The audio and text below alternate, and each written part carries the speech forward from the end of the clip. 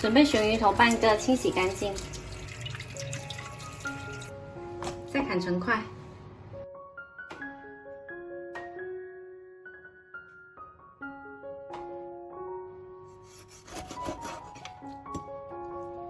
装好了，腌个底味。再来切一些姜丝、蒜片，还有葱白，塞到鱼头里，还有少许白酒去腥，一丢丢盐，2勺蚝油调味，1勺胡椒粉，1小勺白糖，还有1大勺淀粉，1勺玉米油，搅拌均匀，腌制15分钟。五花肉切成薄一点的片，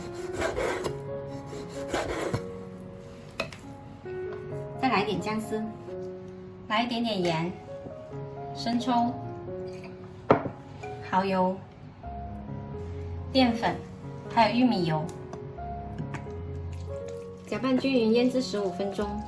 鱼头腌好，先铺在盘底。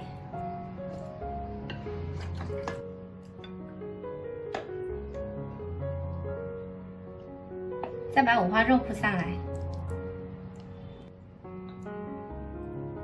然后再准备一包榨菜，过一遍清水，沥掉水分，撒上来。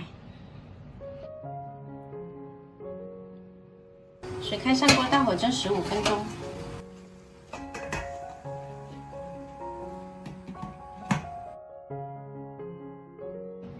鱼头蒸熟了，可以出锅。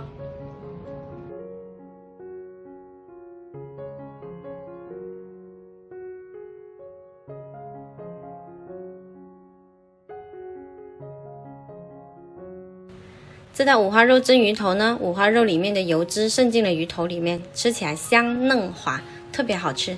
喜欢的朋友可以试一下哦。